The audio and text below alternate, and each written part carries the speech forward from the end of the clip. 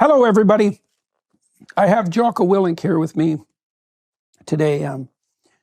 Most of you watching and listening will know who Jocko is.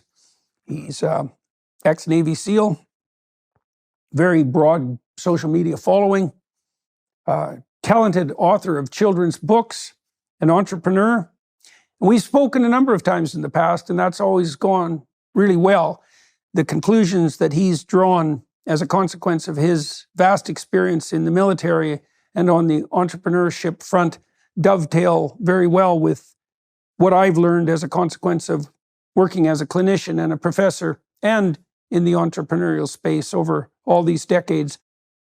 We talked about leadership and ethics, and I would say about invitational leadership and ethics, and fleshed out a landscape of description about leadership that makes it not so much a matter of top-down command and order, but of bottom-up formulation of shared vision and shared goals, supplemented by continual communication.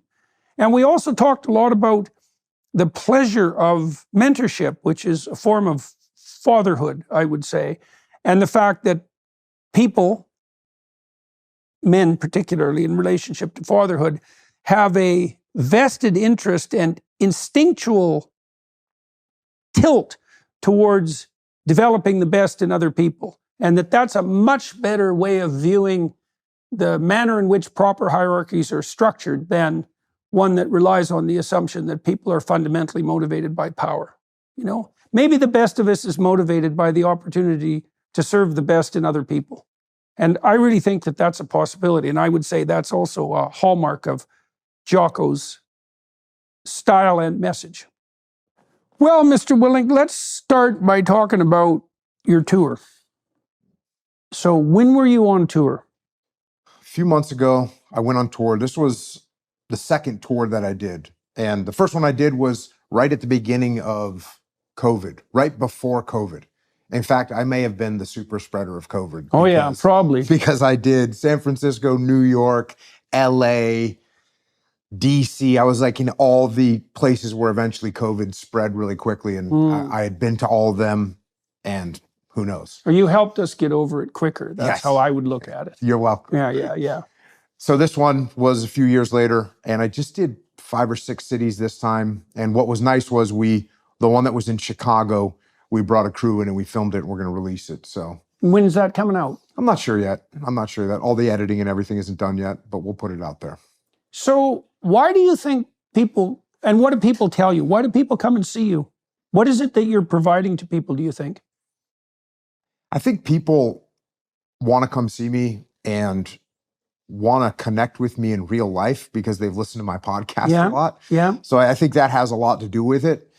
And then I think people, I'm just up there sort of sharing experiences that I've had. And I try and do the best I can in presenting the lessons that I've learned. And really one of the biggest lessons that I was talking about on this tour was it's going to be okay. And I think that especially when people go through traumatic situations, obviously I deal with veterans a lot, law enforcement, and the whole PTSD that people have been going through and talking about for the last, I guess since the wars have been on, last 20 years. And a lot of times someone would go through traumatic experience and they'd have bad feelings about it. They'd have regrets about it. They'd have things that they wish they would have done differently. And one of the main themes I was telling people during this tour was that's totally normal and it's okay. It's okay to think, oh, I lost some friends and sometimes I feel sad about it. Well, yeah, of course. Mm-hmm. Like that's normal. That's fine. In fact, if you weren't sad about it, there may be something wrong.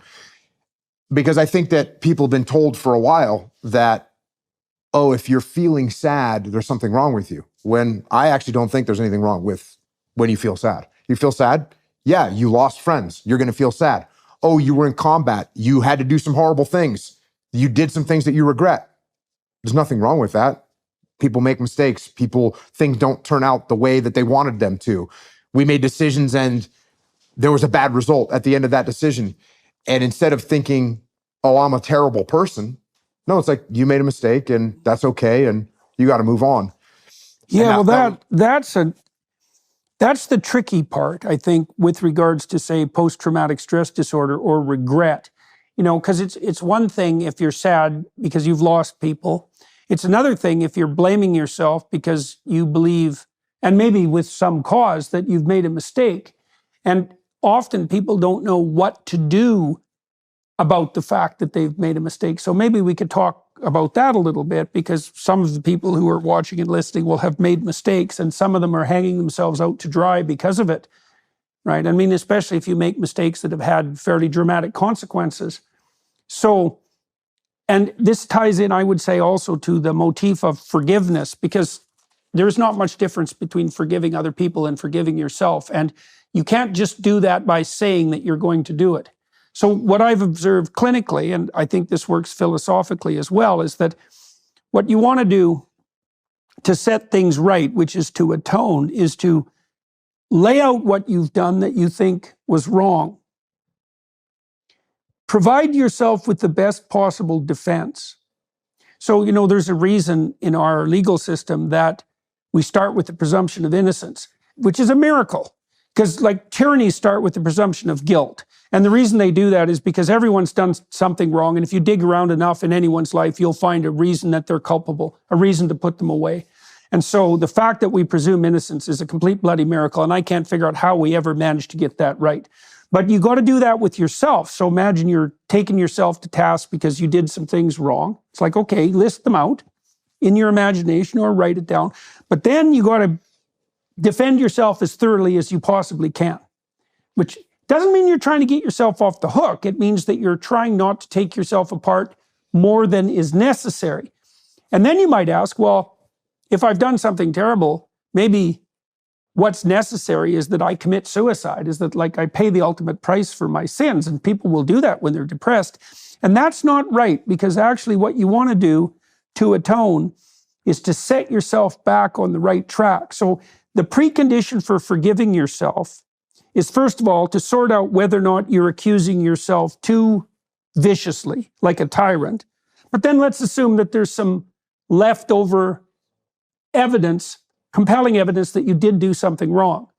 Okay, now you have to figure out what you did wrong, and you have to figure out what you would have done differently and what you will do differently in the future. And then my sense is, and I think this works out psychologically, is that if you can set yourself up so that you've learned from the mistake you made so you wouldn't repeat it, then you get to go on with your life. And I think that's also what you do with people around you. I mean, you might want to forgive someone maybe who hurt you when you were young, for example, because you don't want to carry that burden around. It's like, it's been 20 years, you're still mad about it. It's like, well, you got tortured, plus you're still angry about it, so that's not good for you. But to forgive someone so that you can heal a relationship means that they have to confess what they did, they have to assess why it was wrong, they have to come up with an alternative way of behaving, and then they have to swear, by all that's holy, so to speak, that they're not going to do that again in the future. And then I think, and you might say, that the devil in your mind that's still accusing you might say, well, what you did is so terrible that you should never be let off the hook. And I would say to that is that if that's the criteria that you use for judgment, then everyone's doomed, because everyone makes mistakes in their lives. And I would say probably everybody makes unforgivable mistakes. And so if we're going to take ourselves apart about that permanently, then we're all ruined. Yeah, I was pretty lucky growing up in the military that I would get to see guys. And I was probably 26 years old, and I moved into like an instructor role in the SEAL teams. And so you'd see these young leaders, and they'd go out on some training mission, and they were going to mess things up. They're going to make mistakes. And, you always get this talk about, well, you made the best decision you could with the information that you had at the time. And it kind of sounds like a cop-out in a way, but yeah, it's actually not a cop-out at all. You make the best decision that you can with the information that you have at the time. Like, what more can a human being do than make the best decision they can with the information that they had at the time? And when you get more information, or when the results come as they may, that decision that you made might not have been a good decision. It might have been a bad decision. But there's number one, there's nothing you can do to change it. Like, it already happened. You made the decision. And then I would always look at the guys and say, what was their intent behind this decision that they made? Like, why did they do that? Because if we can decipher that, and their intent was they wanted to make a good move to get their guys out of a bad situation, what more could I want from a leader than to make a decision that's doing their best with the information that they had at the time to maneuver out of a bad scenario to take care of their guys? There's nothing more I could hope for. So as long as I think you peel back the onion and you kind of review what happened, you say, oh yeah, I made the decision at this time. Of course, if I had this other information, I change it, but I did what I did. The result was not what I wanted. It's not what I intended. Here we are. And now you can either beat yourself up, or you can say, here's some lessons I've learned from it. And you know, the first book that I wrote was called Extreme Ownership. The opening chapter of that was a fratricide that took place where I was the guy in charge, where one of my SEALs killed a friendly Iraqi soldier in a terrible situation. And of course, you know, we could go back and the hindsight's 20/20, and I could have done this, and I should have done this, and I should have done something else. And I didn't. And that's on me. And so I think, you know, that initial part, if we're going to talk about forgiveness, the first part of that is taking ownership, to say, yep, this was my call. This was my decision. This is the move that I made. That's me. It's not anybody else, it's me.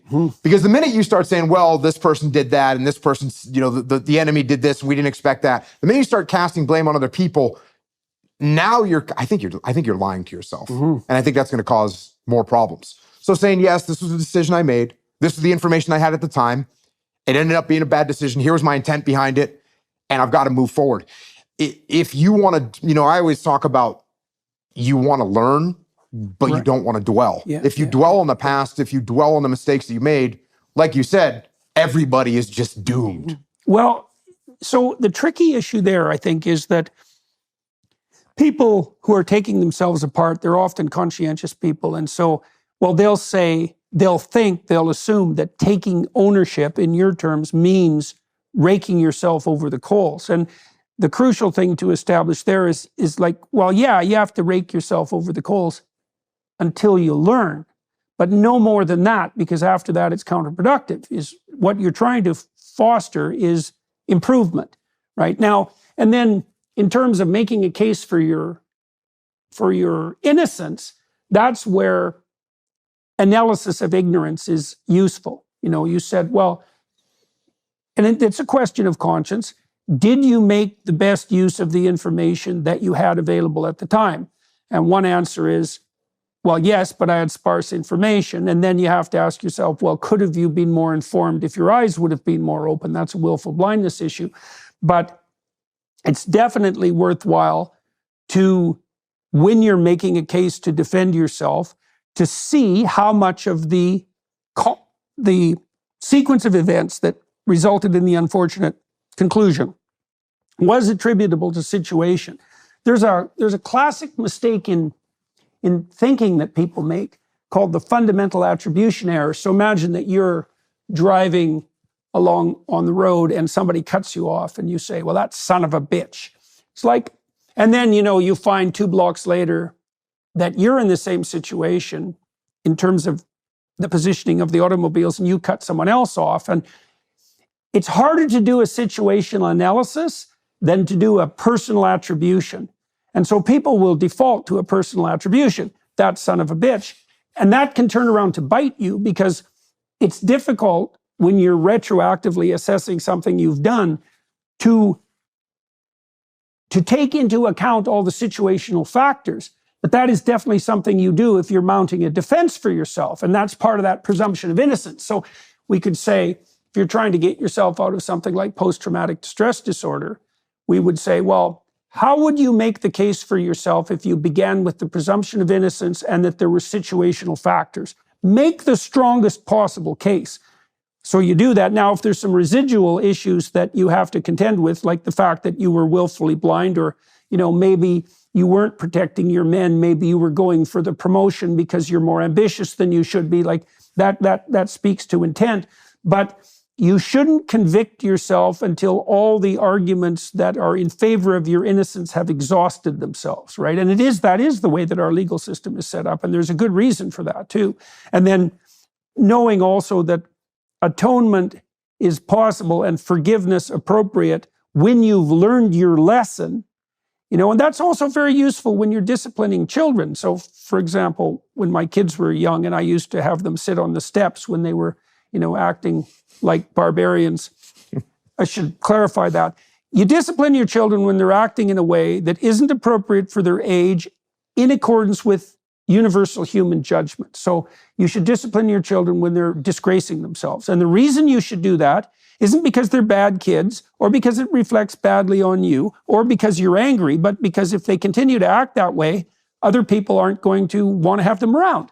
And that's not good for your kids. So you discipline them. So I say to my son, for example, go sit on the steps till you can act like a civilized human being, or whatever terminology is appropriate when he's young.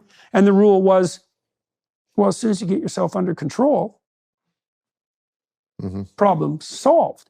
Well, it's the same with past sins, so to speak, as if you failed to hit the target properly, but you figured out why, and now you know how you would chart your course differently in the future, done.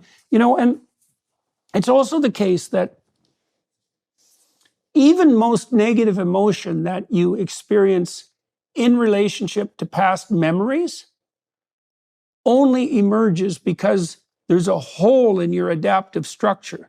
So imagine at some point in the past you fell in a pit and you don't know how you got there.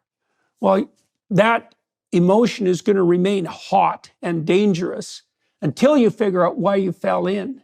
And the reason that your conscience keeps torturing you about that is because, well, you fell into a hole and you don't know why, and so maybe you'll fall into another one, and so you shouldn't be that comfortable. But if you can figure out why, and you can reevaluate your aim or your course so that isn't going to happen in the future, well, even psychologically, your own conscience will let you off the hook if you've reconfigured your pathway. And you do that, well, partly by not taking yourself apart to any great degree. All right, so you said that one of the things that you said there were two reasons you thought that people were maybe coming to see you live, is they'd been watching your podcast and they actually wanted to make more personal contact. Do you do meet and greets and that sort of thing at the end of the... I do it the whole time. Like, as soon as people start coming in, I just hang out with them and then get up on stage and do the show and then hang out. And the staff at the place will say, how long are you going to meet with people? And I say, until everyone's met with me that wants to meet. Yeah, and do you do that? Do you do that formally or do you do that informally? Informally. Yep. See, at the end of my lectures, we have a formal meet and greet, and people line up, and there's a bunch of reasons for doing that. There's a ticket increment that's associated with that, so there's a financial reason, and that makes the tour more rewarding. But it's also because there's so many people that want to do that.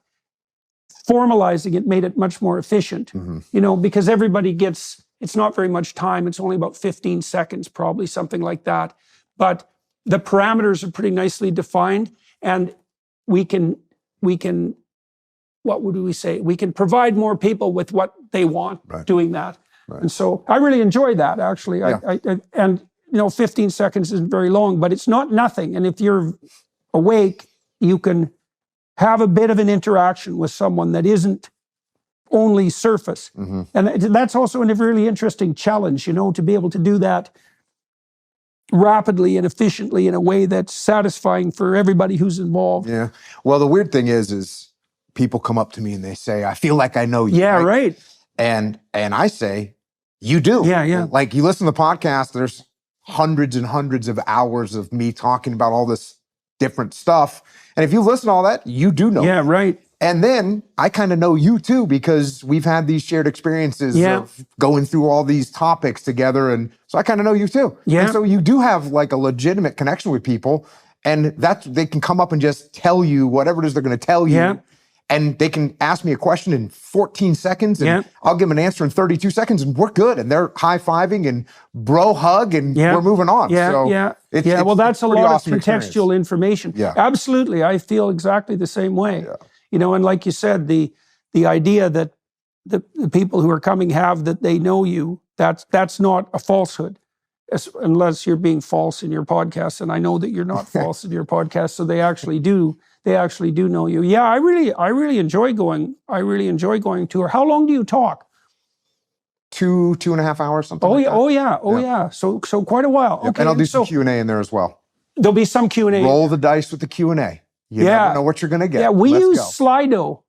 I don't use that. Well, it's this technology so everybody on the screens in the theaters, there's a code, and everybody can enter the code into their phone, and it brings them to the Slido site, and then they can ask a question, but more importantly, they can upvote the questions. And so that's very helpful because I talk for 90 minutes, about hour, 90 minutes, something like that, and then Tammy aggregates the questions from Slido, and she asks me the questions, and because everybody can vote, it gives us a chance to sample the audience. And it's a good way of organizing it as well, too, because the problem with taking live questions is that people don't know how to handle the mic, and so no one can hear them, and then the audience starts talking, and then you get people who are just grandstanding or don't really have a question. And Slido has worked extremely well for us for handling that. I guess the only thing can you then call that person out and have them come up and have them You could, but expand on it? Well, you could. I haven't done that. That's not a bad idea. We haven't done that. Sometimes when you don't get the context around the question, you need more context to definitely. give a good answer. Yeah, definitely. So if you can't do that. Yeah, well, you can solve that problem to some degree by selecting questions in the list of questions that don't require the additional context. And I guess I solve that sometimes too by providing, what might be a more generally applicable answer than something that would be specific to the person. There's something kind of awesome though about just someone stepping up to the mic and you don't know what you're going to get. Fair enough. And I enjoy that. It's like the no net tightrope walking, right? Well, that's also what I like about the lectures, because I don't lecture from notes. I mean, I prepare beforehand and I have a question or two in mind that I'm trying to answer, but I never use notes. And I think part of the reason that the live lectures are compelling to people is because they are without a net. They are tightrope situations. And one of the things I really like about speaking spontaneously like that is if there's a question at hand or two questions, they're questions that I seriously want to investigate. And so I'm trying to investigate them in a new way as I go. And if you do it right, you can bring the whole thing to a conclusion that's like a punchline, right? And that's really fun to see if you can orchestrate that in real time. That works on podcasts too. And what's your batting average on getting, if you did 100 shows, how many times do you land like right where you wanted to land and you walk off the stage triumphant with a grand slam in the 9th inning? Especially because I'm healthier again. I think I was less consistent when I was touring in 2018. Because I'll put a lot of balls in the air, and it's like you're going to see a complex movie, now and then you go to a movie and there's 50 things going on, and it's like an hour and a half in, and you think, is he going to manage it? Is he going to tie it all together? And sometimes it's like it comes together and it's like, Dad, that was a great movie. And sometimes there's some fool thing that happens and leaves everything hanging. In 2018, more frequently, I would get a lot of things going and then maybe only tie them 3/4 together. But in the last couple of years, the talks, they almost always cohere. I mean, sometimes you nail it, right? And so those are particularly exciting times. But batting average is pretty high now. So you and I were talking about being rock stars, both of us probably would have been much better off if we'd been rock and roll stars. So what I do at my talks is I make a set list, right? Like, the old days when I would go to shows, to rock and roll shows, they'd make a set list. And if you could steal that thing or get a hold of it at the end of the concert, you had something pretty cool, right? This set list thing. So that's what I do. I make a set list. I'll just have like different topics that I'm going to talk about. And there'll be some kind of thread, but if you plan it out too much, it doesn't have the spontaneity that feels that good. Yeah, definitely. Then when you just roll with it and you got your topics and they're kind of out there, and I'm going to talk about these things and I'm going to try and pull it off at the end, and we'll see where it goes. Yeah. Well, it's a lot more exciting to do that because you don't know where it's going to go. That's the wind blowing where it listeth, right? You have to follow that thread. And it also enables you to really pay attention to the audience, because one of the things you're doing when you're lecturing, when you're speaking to an audience, it's not lecturing. That's the thing. It's different than lecturing because it's not a set, as you said, it's not what you have isn't set a priori. When you're communicating with a crowd, you have to watch to see what's landing. And that's partly what you're doing there is you're putting yourself in tune with the spirit of the crowd, because everybody comes there and it's a particular time and it's a particular night and there's particular things going on in the broader political realm. And so everybody's charged in a certain way. And some topics are going to land more heavily that night than others. And if you really watch the audience members and you listen for when you get silence, you can feel when you've got the words matched to the expectation of the audience properly. And then you can track that thread. And you can't do that if you prepare in too much detail to begin with. So you use topics. So I use questions, like I have questions in my head, but then I also have topics that I can use. They're like greatest hits, I suppose, in some ways, right? So that's that set list idea. I was about to ask you about greatest hits, because you got to. Some of that crowd probably wants to hear just the Jordan greatest hits. They want to hear you go off about some lobsters, right? I talked to Douglas Murray about that too, because we've done some events together, which has been very fun. But one of the things Douglas pointed out more explicitly was that if you have a base of viewers and listeners, they have a certain set of expectations. They want to hear something new, but kind of optimally new. They want you to return to themes that they've become familiar with, partly because that's a good place for them to understand. It's like, and it is, I think, akin to going to see a concert. You want to hear some new material from your band, but you want to hear some of the things that you've come to know and love. Now, why do you want that live exactly? Well, I think because it gives the audience that opportunity to participate in real time with the unfolding of something that's ordered and classic and new at the same time. Yeah, and it's live, it's real. Yeah. So it's not going to be an exact replication of what they heard before. Yeah. There's going to be some nuance. You're going to take that guitar solo somewhere a little bit different every time, and they're going to get to see that. Yeah, well, people can also evaluate then too if it's the real thing, and I think it's especially true for the kinds of podcasts that you and I do, which have this kind of motivational and psychological element to them, is people really want to know, it's like, am I selling my soul to the devil here, or is this person who they claim to be?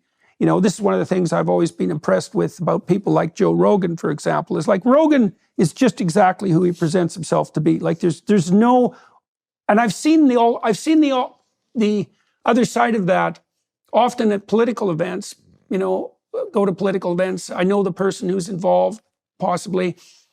Many of the political figures that I've seen perform have a political face.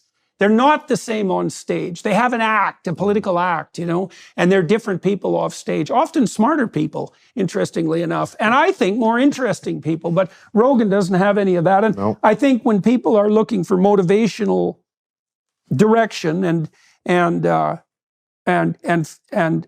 delving into personal philosophy, they want to bloody well make sure that the people that they're listening to are credible. And that's something you can assess more particularly in a live situation, especially when you're watching people interact on their feet, right? Because they don't have that scaffold. Vivek Ramaswamy told me he wouldn't use a teleprompter he swore he wouldn't use a teleprompter during the campaign, partly because he wanted to avoid exactly that. And I think this is one of Trump's real strengths too, is that Trump might make mistakes when he speaks, but they're his mistakes. And people are willing to cut him a lot of slack because they're his mistakes. And there's a courage about that too, because there is the possibility that you'll go, spectacularly wrong, say something stupid or fail.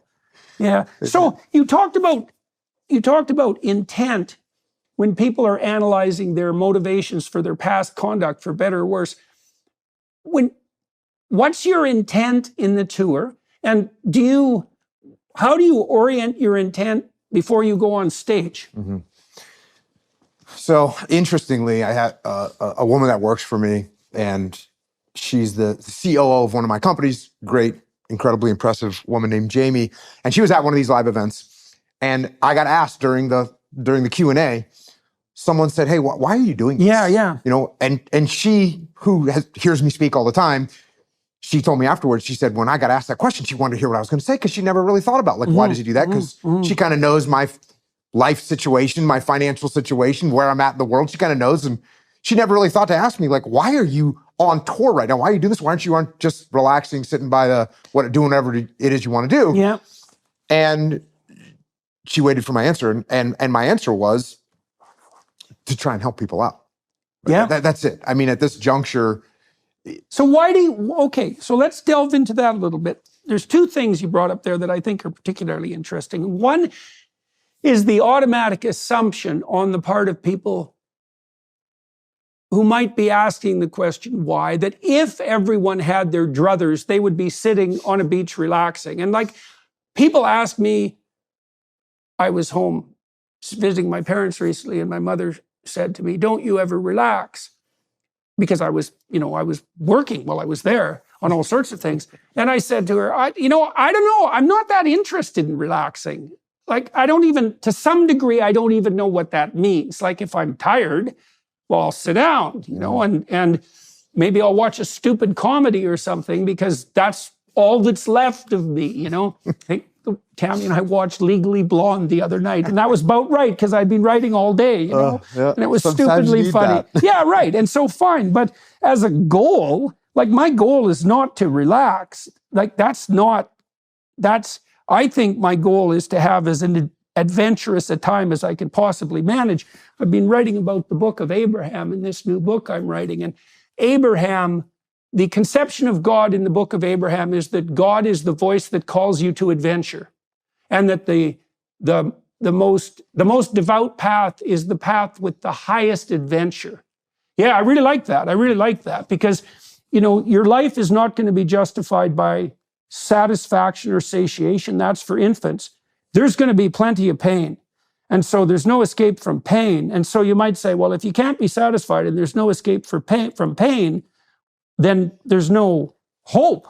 But if the point is the adventure, well, that's just not true. Then the adventure can justify the pain and the lack of satiation. So you said, back to the adventure, a tour is an adventure, but you said that your prime motivation is to help people. Okay, so let's dig into that a bit. We could get skeptical about it. It's like people might say, like the postmodernist types, the neo-Marxist types would say, well, that's just your cover for, like, your dominance, your power striving. You've made lots of money. You're famous. People know who you are. It's like, and because that's not enough for you, you have to add this overlay. It's, oh yeah, and by the way, I'm just doing this to help people, right? So that's the very cynical attitude. But you can understand that that's a justifiable criticism.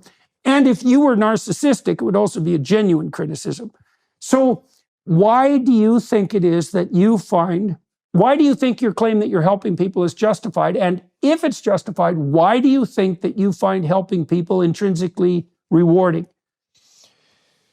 Going back to my career in the military, I think this is where I initially learned this, because as you're coming up in the military, you're going up in the ranks and you're getting moved into more positions of responsibility, and you're going out and conducting operations and all those things that you do inside the military in your career. And what I found more than anything else was where I got gratification and what felt like I actually did something good was when I'd see a guy that I had worked with, that I had mentored, that I had trained, when I'd see them step up and excel. And be able to achieve things, and be able to accomplish things. Yeah. That was more gratifying than me doing it myself. And so I think that I started to notice that's what really... When did you notice that? How old were you? Probably 29, 30, something along those. So I was in a leadership position. I started to have people working, that were my direct reports. But I realized, I can I can really help this person. Like, they don't know what to do. Yeah. Right. And inside the military, inside the SEAL teams, it's like, there's a mission that you're going to do, and there's a certain way to conduct that mission. And this person that had only been doing this job for 3 years might not know that. And I knew it. And there's not too many things that you know really well. You go, oh, I can show you how to do this. Yeah. And instead of just saying, hey, I'm better than you, I'm smarter than you, I can show you how to do this, you can follow my lead. Instead of having that attitude, it's an attitude of like, hey, you're going to be just as capable as I am at some point. I can help you along the way. More even. Yeah, that's the goal, is to make them more capable. Yeah. And this is something that comes from jiu-jitsu as well. In jiu-jitsu, if you and I train jiu-jitsu and we've both been training the same amount of time, sure, it'll come down to like who's bigger and stronger. But I realized, hey, there's always someone has been training longer than me, and they're going to be able to beat me. That doesn't make them a better human being than me. It just means that they've been training longer for me. And that applies to just about everything, right? So if the skill of being a SEAL and planning a mission, I might be better than you right now, but over time, I should be able to train you, and you should be able to, like you said, get better than I am. And so I felt that left the biggest mark on my soul of being able to help people out. And then when I got out of the military and I started kind of teaching the same leadership principles that I had learned, and then I started getting that same feedback. And then with writing kids' books, like that was a whole new level. When you have a kid that comes up and says, hey, I did my first pull-up, or I got an A on my math test, or I learned all my times tables, and the parents like have tears in their eyes and saying thank you. There's nothing better than that. Okay, so I think that's actually true. I do think there's nothing better than that. And so I've been trying to take that apart, because that's a relatively radical claim. So you can imagine the attractions of hedonism. And so everybody has their base desires, and I would say base for a variety of reasons. They're, lust, anger, those are good examples. They want what they want right bloody well now. And there's some gratification to be had in obtaining that. Now, the problem with right now is it's sort of to hell with other people and to hell with the future. And so maybe that's not an optimized path. This is why hedonism per se is a dysfunctional orientation. It reduces everything to the moment, and then it reduces everything to the whim inside the individual. So there's no future, there's no time, and there's no other people. Okay. Power, there's another example. It's like, well, I could go for power. I could compel and force other people to do what I want for my gratification, obviously, regardless of what they want. Why shouldn't I do that? If I could do it, and cultures like ancient Rome, cultures that are predicated on the notion that might makes right, they're predicated on the idea that, well, if you can do it, you should. And the fact that you can and would makes you better, like by definition. If I can force someone to do what I want them to do and they can't resist, then why shouldn't I just be contemptuous of them?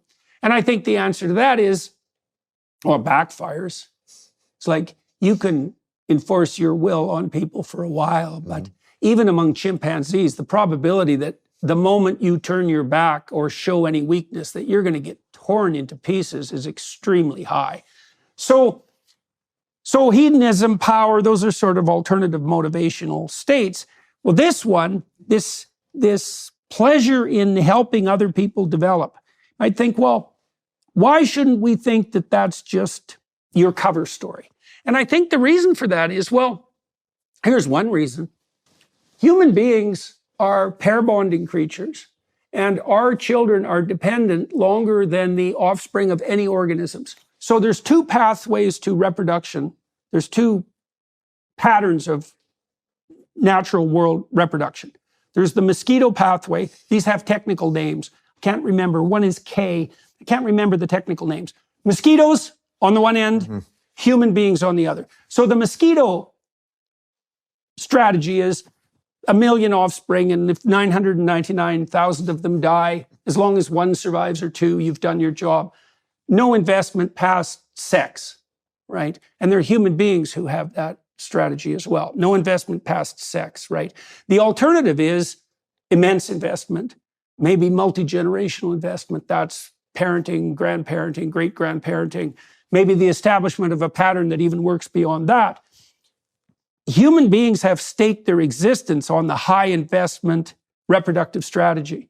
And so, to the degree that we're biologically prepared to be fathers, there's an instinct for mentoring. And I think that what you're describing is the broader scale manifestation of exactly that. Now, you tied these things together. You know, you said you discovered when you were young that helping other people develop was a great intrinsic pleasure. And you said maybe the most rewarding of the intrinsic pleasures. And I really do believe that's true. It's quite stunning to realize that. My graduate supervisor was a very great guy. He's still alive, Robert Peel. And Bob was a really good professor, and he got a lot of joy from lecturing. He was a really good researcher, a good administrator. Like, Bob had it all going. And still, the thing he felt that he took most pleasure in across the entire expanse of his career was helping his graduate students in particular develop their careers. He was very generous at that. And of course, it paid back to him immensely, because it turns out if you share ideas, you generate more ideas because the ideas get rewarded. And if you help other people develop their career, they tend to, you know, it reflects very positively on you. There's a saying in the SEAL teams, if you take care of your gear will take care of you. Meaning, if you take care of your parachute and you prepare it and you pack it correctly, when you pull your ripcord, it will open. Or your dive gear, when you're underwater, if you prepared it and you've maintained it correctly, you can breathe underwater, which are really and good you don't things. die. And you don't die. Yeah. Well, the twist that I put on that was, if you take care of your people will take care of you. And that's absolutely true, even in what you're just talking about with Bob. Because Bob it's invested an investment you, strategy. he took care of you. And look, could we play the Jordan game on this thing, where maybe he was just doing that knowing that in the long run, you know, all those favors were going to come back and he was going to get taken care of. That'd be a really long-term strategy, and it'd be a kind of a gut check to put up with all these miserable graduate students this whole time, where you're just kind of putting chips on the table, hoping that these investments would pay off. I also think, too, that at some point, you have to flip the definition. If your strategy is short-term gratification, that's one thing. But if your strategy is long-term mutual reinforcement and development, even if you can see that that's a benefit to you, if you're the sort of person that was only doing that because it was of benefit to you, you'd revert to the short term immediately. And so at some point you can't be, if it's a long enough term investment strategy, there's no being cynical about it anymore, because the details of the strategy obviate the necessity for the cynicism. So I've been writing about the Gospels, and there's Christ, one of Christ's, what would you say, commandments is to lay up treasures in heaven that do not rust, that moths cannot destroy, and robbers cannot steal, and rust cannot devour. Treasures in heaven. And so I've been trying to parse through exactly what that means. So it means to live in the light of eternity, first of all. So it means to view everything you do in the moment as extending, as if it extended infinitely throughout time. So Kant, the philosopher Kant, had this categorical imperative. You want to, don't do anything that you wouldn't want people to do if it was distributed widely. The biblical, especially in the Gospels, you see this, but it's more sophisticated. It's like everything you do should be the sort of thing that would work if everyone did it over the longest possible time with the most number of situations simultaneously addressed. So this notion of laying up treasure in heaven where it doesn't rust and where it can't be stolen, it really looks to me like it refers to something like reputation. Because you might say, well, where is the safest place to store your wealth? And the answer to that is, it's not in money, because money can inflate, for example, and it can be stolen. And there's all sorts of ways you can lose it. The safest place to store your wealth is in your reputation.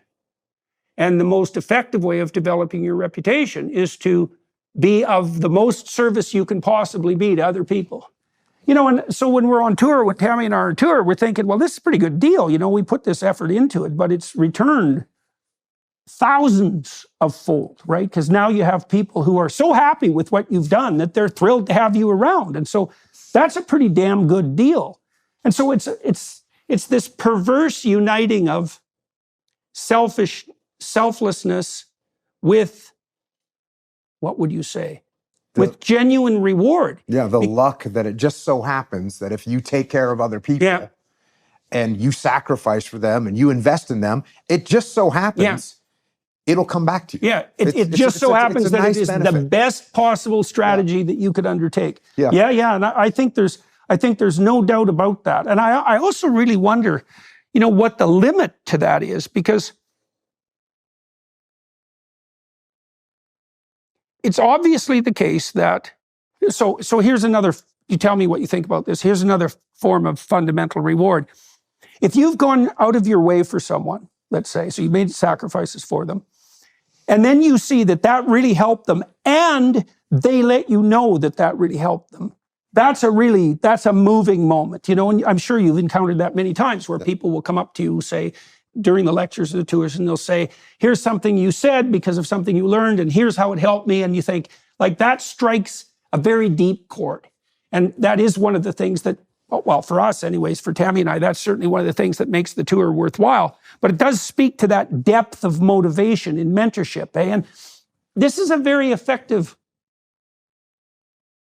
something very useful to know in the culture war that we're engaged in, because the accusation of the radical meta-Marxist types on the left is that there's no other motivation than power, right? No matter what anybody says, it's all about power, and power is the ability to compel and use force. But this strategy, this isn't a power strategy, right? This is a distribution of power strategy. It's like you're genuinely acting in the other person's best interest. Yep. And if that's also allied with an instinct that makes that deeply meaningful, and that's the instinct of fatherhood, as far as I'm concerned, it just makes a complete bloody mockery of the claim that the only fundamental human motivation is power. Yep. And going back to a leadership perspective, what I actually want as a leader is I don't have to do anything. Because you've stepped up and now you're running everything, and I can look up and out and move on. Yeah. That's number one. And number two, and I'd be interested in your opinion on this, I tell people all the time that intent has a smell.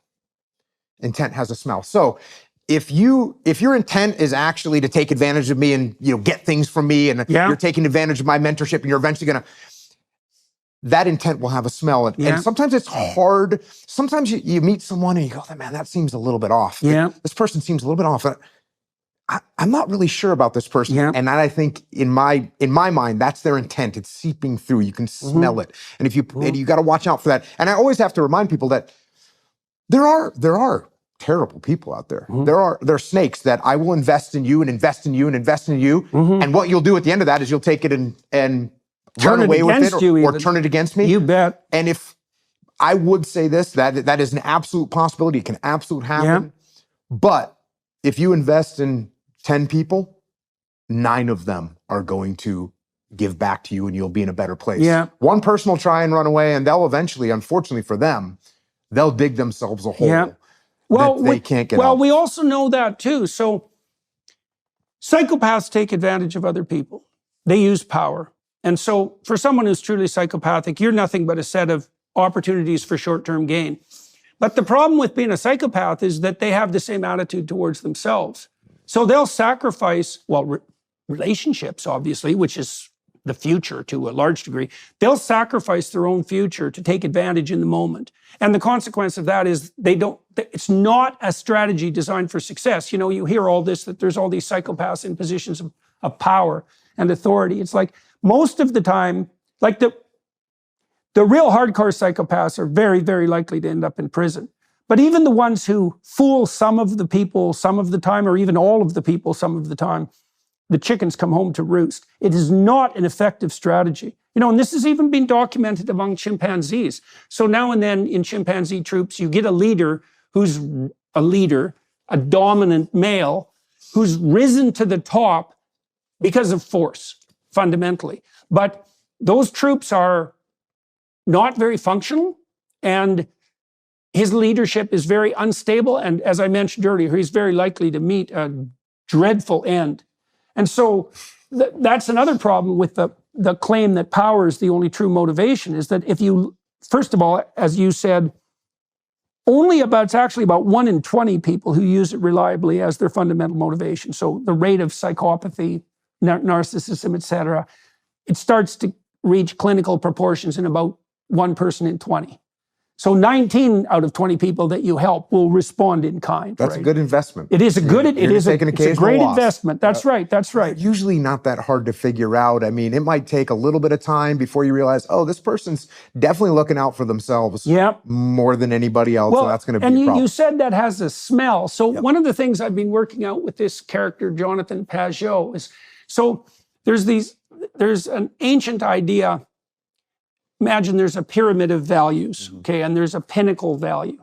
And in the Egyptian formulations, the pinnacle value was Horus, the eye, which is the capacity to pay attention, which I really like. It's like everything should be subordinated to your capacity to actually pay attention, to watch. But you could think about that ability to watch as the thing that's at the top, or you could think about it as something that is at the top and operates at every level. So the idea would be that if you pick a principle to guide yourself by, maybe it's the principle of short-term self-promotion. That's going to be your guiding star, but it's going to leak out in absolutely everything you do. Every word you say, every gesture you manifest is going to speak of that. And people are pretty good at decoding nonverbal behavior, and that smell is associated with that pattern of short-term selfish gratification. And you're right, with repeated interactions, there's something off, You can tell, and other people can tell too, which is another reason why that psychopathic pattern of adaptation doesn't work socially, and it doesn't even work for the person that's applying it. Yeah. It's perverse, because an active psychopath might be better off than someone who's so paralyzed by depression and anxiety that they can't move. Right? Because like a psychopathic attitude that's self-serving can take you out into the world. And it's also unfortunately the case that if psychopathic men who are narcissistic have a reasonably good track record at fooling women, because psychopaths mimic competence. And they do that by having false confidence. And women use confidence as a marker for competence, but you can game confidence. And that's what psychopaths and narcissists do. They think they know, they actually believe that they know more than they know, partly because they have such a dim view of everyone else. And that can give them a glitz and an aura of confidence and what you see in the clinical literature is that works particularly well with the younger the woman, the more effective that is. Because they're just they're not experienced. They can't tell the Gastons from the exactly. Gaston's a perfect example of that. And I always try and explain that to people that one of the worst situations you can be in is when you think that the little moves that you're making, no one can see them. And it's so obvious to everybody else. Everybody else that's watching can see exactly what you're doing. You think, oh, they can't see the maneuvers that I'm making to take care of myself. No, they see, everybody sees, and it ends up destroying you. So that idea of like what you talked about, imposing my will on other people, you can get away with that for a little while. If I'm the boss and I can fire you or I can give you punitive measures because you didn't follow my orders, that'll work for a little while, but it's not a long-term solution. And eventually you're going to have a mutiny on your hands and you're probably going to end up, they actually had a name for it in the Vietnam War, right? We would frag you. You're my officer. You're imposing your will on me. You're not listening to what we have to say. Cool. We're going to frag you. We're going to get into a gunfight at night. You're going to get shot by one of us. They had a name for it. Yeah. That's like the chimps you're talking about. It goes across the board to all of us primates that are out there. Well, so you can see how deep that goes because, again, the postmodern neo-Marxist claim is that human hierarchies are predicated on power, right? And I already defined powers, the willingness and ability to use force and compulsion. It's not ability. Forget that. That's not power. Ability is the ability to get things done. Power is the willingness and ability to use force. Okay, you say, well, you can organize hierarchies around force. That's what a totalitarian state is. But your point is dead relevant. It's like, well, that works fine, except when it doesn't work, and then it doesn't work at all. And I don't believe at all that the functional hierarchies that men organize, they're if they're predicated on, see, Piaget, Jean Piaget, the developmental psychologist, delved into this too. He said there's another problem with a hierarchy that's built on power. So let's say we've got an organization here that's top-down command. It's like, you do what I say or there's going to be trouble, right? And there's another organization beside it, and that is more, here's the vision. I'm going to aggregate a bunch of people who are on board with that, right? So they're doing it voluntarily. Now, those are the sort of people to whom you can distribute the kind of responsibility that you described earlier. So you want people around you that don't need you around, right, as you build an organization. And you might say, well, I don't want to cede all that control. That means you're power mad. But the advantage to you is if you build those people underneath you who are competent in their own realm, you can keep moving your ambition higher and higher because you build this platform beneath you that's composed of competent people, and all that happens is your expansive opportunity increases. Okay, so Piaget's observation was this. There's costs to the power-oriented hierarchy. The cost is you demoralize the participants because they're not chasing something they value, except under duress, and you have to monitor and discipline them constantly, and that's a cost. So if you put system A, power-based, and system B, voluntary-based, right, vision-based, let's say, in a head-to-head competition, the voluntary organization will always eventually stomp the power-based. Yep. And I think that's exactly right. Yep. When you go to these live events and you get asked questions, and I got asked a question, and it just kind of led to a whole thought process. But somebody, asked me, well, how do I get people to listen to me? Mm-hmm. So I'm in a leadership position. How do I get people to listen to me? Mm-hmm. And I said, if you want people to listen to you, you need to listen to them. Mm-hmm. It's the opposite of what people think. You bet. It's not talk louder if I want you to listen to me. If I want you to listen to me, I need to listen to you. And that kind of opened up this whole idea for me. There's a whole category of these things, right? If I want you to respect me, what do I have to do? I have to treat you with respect. Yeah. If I want to have influence over you, what do I have to do? I actually have to allow you to influence me. Mm-hmm. I have to open my mind up and allow you to influence me. If I just stick with my own ideas, you close your mind as well. If I have a closed mind, you're going to close my mind. If I want you to care about me, what do I have to do? I have to care about you. Mm-hmm. And by the way, in my opinion, these are the components of a relationship. Right? Yes, definitely. If we listen to each other, if we don't listen to each other, we don't have a relationship. Yeah. If we don't respect each other, we don't have a relationship. If we're not influenced by each other, we don't have a relationship. So if we don't care about each other, obviously we don't have a relationship. So when you want to build a relationship, what do you have to do? You have to listen to the other person. Mm-hmm. By the way, this applies to your employees. It applies to your kids. Mm-hmm. It applies to your spouse. It applies to everyone. If you want them to listen to you, you have to listen to them. And you can't just, I'll stop talking as I prepare my counter for what you're saying right now. Yeah. It's like, I'm literally going to listen to what you have to say and try and open up my mind and open up my perspective so that I understand your world as well as I possibly can. I'm going to integrate that into what my thoughts are, and we're going to come to an understanding. We're going to move forward with a better solution. This is why when I was in the military, I never gave orders. I never had to say, hey, everyone, here's what we're doing this. I never had to say that. Yeah. Never had to say that. Oh, the caveat is we're in a gunfight and, I need you to take your element over that building. Yeah. And even then, it's a strong suggestion because I might say, Jordan, take that building over there. You might look back at me and say, negative. Mm-hmm. I don't say, hey, shut up, you insubordinate bastard. Right. No, the reason you're saying that to me is because there's something that you see that I don't see. Yeah. Because that's the other thing, trust, right? Yeah. How do I get you to trust me? I have to put trust in you. Yeah.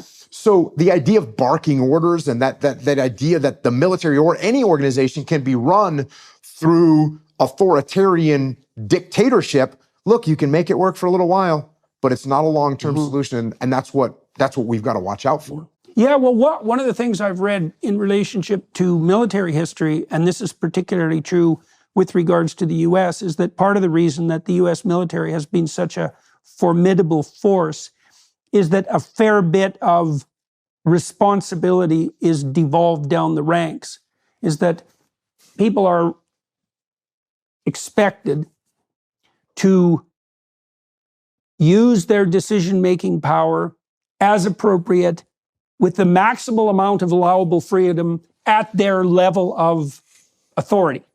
And you can imagine why that's much better, because it's the same thing. It's the free market equivalent in the military. If there's 1,000 people and some of them are troops that are on the front line, some of those people on the front line are going to have much more accurate information than the people who are aggregating information at a distance, both temporally and spatially. So you want to open yourself up to being informed by people who have skin in the game and have their eyes open in the immediate circumstance. I've seen this with great political leaders. Like, the great political leaders that I've met are very, very good at listening. And partly what they do, even when they're campaigning. So I met this guy, Preston Manning. He started a political party in Canada, and out of nothing. Now, he came from a political family, so he had some connections, but he basically produced a political party in Canada from ground zero, and they became the official opposition, right? And then it eventually merged with the current Conservative Party. So it was a Western party and a populist party, populist. But I asked him at one point, well, how the hell do you do that? Because that's really hard. And he said he went from arena to arena across Western Canada, and he'd give his stump speech. But what he really liked were the questions and the answers, the Q&As, because people would tell him what their problems were.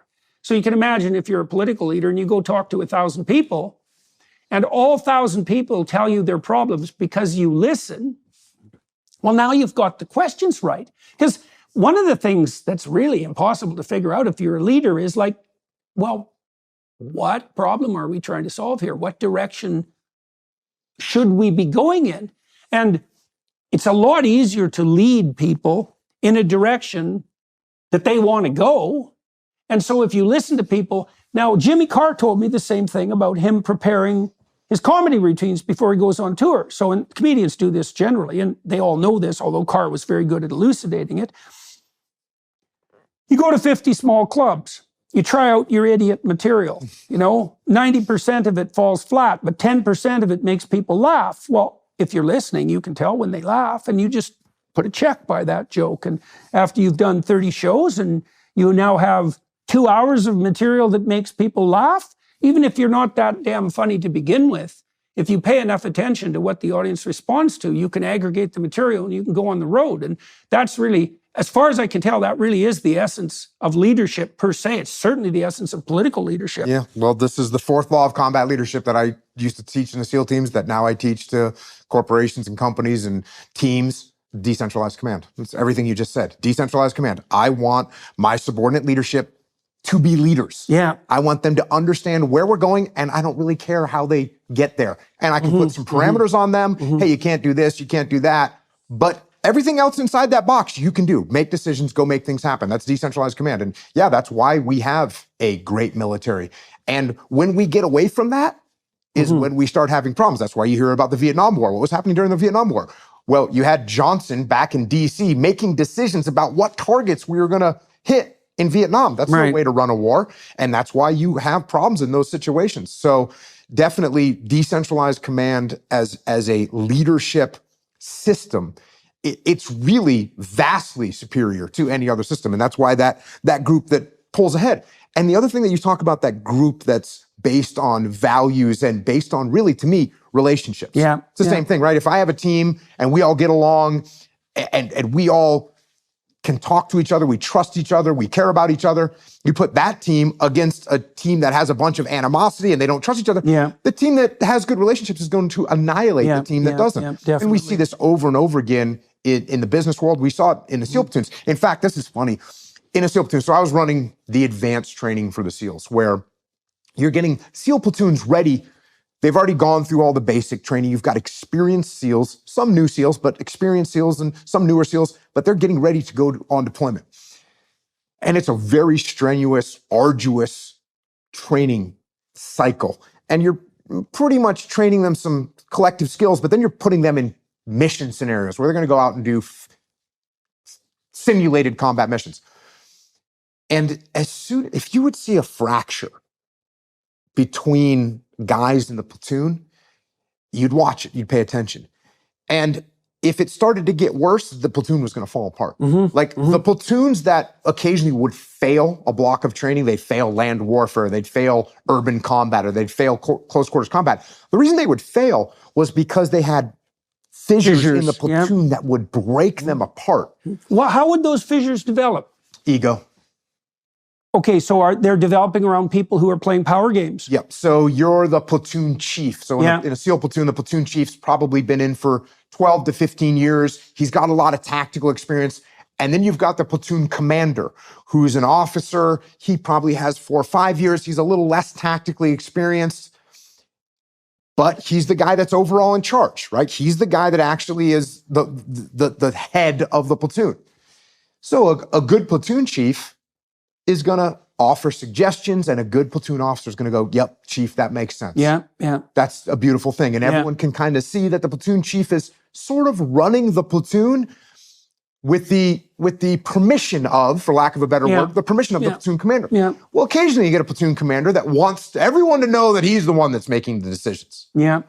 And he starts to, well, we're not going to do it that way. And right there you got friction. Or it can be the other way around. It can be the platoon chief that wants everyone to know that, hey, we're going to do it my way. And the platoon commander doesn't want to do that because he's an idiot. And you just end up with this explosion. Well, that's that narcissism, eh? Oh, it is 100%. That idea that you want to be the one that people know did it. Yes. Right? That's a big problem, right? Because then you're doing it because you want to be known. Right? And that's a false form of prestige. Right? And the narcissistic types are always after the false forms of prestige. Like real prestige comes when people know that you're good at delivering something they want to have delivered. Right? That's the equivalent of real ability. And so there's something else that's, I think we can tie together what we talked about to begin with. So here's how kids develop friendships. So two kids will start interacting with each other on the playground, right? Say they're like 4 years old, a boy and a girl, and the boy proposes some possible play topics. So that could be a game, or it could be like a drama. So kids will pretend. So maybe the boy will say, do you want to play house? Okay, now he doesn't say to the girl, you have to play house, because then if she does play, it's not going to be any fun. Plus, she isn't going to play, and she's going to be looking for an escape or some other kid to play with, like instantly. So it has to be an invitation, right? And then they have to jointly negotiate the roles, because if you're playing house, you could play husband and wife, or you could play, husband and daughter, or there's all sorts of different roles, or you could play two sons, or one of you could be the cat. Like there's a lot of roles that can be taken. And the next rule is both kids have to agree on the roles, and they have to want to play. And play is particularly interesting in this regard, because if there's any element of compulsion, or fear, the fun stops. It's a very delicate motivational state, play, because any other motivational state will take it out. So you have to do it exactly right to get the spirit of play going. So if the boy does this well, then he'll play this game with the girl, and it'll be fun for both of them. And then you imagine there's a fairly tight set of constraints that are operating to make that game fun for both, voluntarism being one of them. They have to pick their roles, they have to share their aim, they have to agree on what the game is going to be, they have to agree on the principles, so then they can play the game. And now they're experimenting with communicating with one another within that framework. Okay, now if that goes well, they'll end and they'll say, well, that was fun. And they'll say, would you like to play again? Okay, so now what you're having is a sequence of games, right? And a friend is someone that a sequence of games can be played with, a variety of different games, and that's a relationship. So now imagine that, there are pretty tight constraints on how you have to play a game to make the game fun. You have to have a goal. You have to try to make the goal. You have to compete because you want to do a good job. Maybe you even want to do a better job than the person you're playing with, and you have to cooperate because you have to stay within the confines of the game. Okay, so that's a pretty tight set of constraints. Now imagine that across a set of games, the constraints are even tighter, because now you have to be able to do that flexibly in a bunch of different situations with a bunch of different games with the same person, and they have to want to continue it. Okay, that's a friendship. Now imagine that there's a pattern of behavior that makes that, an attitude that makes that more possible. Okay, that's an ethical attitude, and there's nothing morally relativistic about that. You can see that, right? Because imagine that you have a friend and it's it's fun to play chess with him and it's fun to play basketball. Right? Well, there's not a lot of commonality between those two games, but there's a commonality of attitude that can be brought to bear across those games. And that's the principle that's antithetical to power. And I think that what you're doing when you're mentoring people is you're teaching them how to play that game, that long-term iterative game. And the pleasure in that, imagine it's an instinct. The people who are best at that have the children who thrived, because they taught their children how to play games that everybody wanted to play, so that they were always being called upon to play. And so that was a radically effective reproductive strategy. Effective enough to become an instinct, and an instinct that's so powerful that it makes itself manifest as that pleasure in mentoring that you described. Yeah, right? And that thing when you mentioned about these people you want to interact with, even when you're a little kid, it's trust, listen, respect, influence, and care, right? If you and I are going to play the game together, but you're just imposing your rules on me, I'm not going to like it. Or you don't listen to any of the input that I want to give, I'm not going to play with you anymore. Yeah, right. If I can see that you don't care, that I'm the one that keeps falling down on the ground every time we do this part of the game, you don't care about me, this isn't going to last very long. Yeah. And in order for us to build a relationship, you got to give this stuff. You got to give that trust. You got to listen to what other people have to say. What about also psychological reactance? Have you ever heard of this? No. So I guess it's some instinct that human beings have, that when we get told to do something, there's some level of we don't really want to do what we've been told to do. And that's especially true for disagreeable people, by the way, and men are more likely to be disagreeable. Yeah, well, if you're agreeable, you're more likely to cooperate if someone suggests or even demands. And the advantage to that is, well, you're more cooperative. But the disadvantage is the psychopaths and the narcissists can have their way with you. And this has been very well modeled. Like, you can produce, say, fictional worlds that are only composed of cooperators, and they do extremely well. But if you drop one malevolent actor, they take everything. If all the people can do is cooperate, they take everything. That's what a cult consists of, I assume. Yes. Something along those Something lines. like that. That's right. That's right. You got all these people who are cooperating and one shark in the middle. So this is why, so in Beauty and the Beast, the beauty falls for the trainable monster, right? She doesn't want the narcissist, and she doesn't want the weak men. Those are like the dwarfs in Snow White, which is why you can't get rid of the bloody dwarfs, by the way. It's like, the typical beautiful young woman is surrounded by dwarfs, right? And so she's not interested in them. And so then you might say, well, who's the prince? And then you could say, well, one sort of prince is Gaston. And another sort of prince, apparently in the Beauty and the Beast motif, is the trainable monster. And you might say, well, why do you want the monster? And the answer is, well, someone's got to keep the psychopaths at bay. Right. And trainable, so you want someone who has the capacity to say no, but who can be enticed and invited into a relationship, like a mentoring relationship and one of provision and cooperation. Right? So it's a very tight line for women to negotiate, right? Because if they find a man who's got no capacity for monstrosity whatsoever, and a monster comes along, he's done. But if they pick a guy who's too monstrous, then he can't cooperate, and he's not going to, be cooperative with her and the children. So that women have a very, very small eye hole in the needle to thread. Yeah. And the reason I make much of Beauty and the Beast, by the way, I do think that's the fundamental female myth. And part of the reason I think that, this is very comical, I think. So you ought to meet the Google boys. You ought to meet my wife and see who she married. I'll tell you that. Right. Well, so the comprehensible story. So the Google boys, a long while ago, got together and analyzed female pornography use online, billions of data points. And they identified the core female pornographic narrative. And women use verbal pornography, not visual pornography, right? So you can see this, and it's like an erotic harlequin romance. It's always the same thing. There's 5 cardinal male figures: surgeon, pirate, billionaire, werewolf, and vampire. Those are common protagonists. And the theme fundamentally is that this male is attractive to many other males and is dangerous, but can be enticed into a relationship across time by the right woman. It's the Beauty and the Beast motif. And that's the core motif for the vast preponderance of female pornography. Like, the narrative theme has been identified. It's exactly what is in 50 Shades of Grey. Right.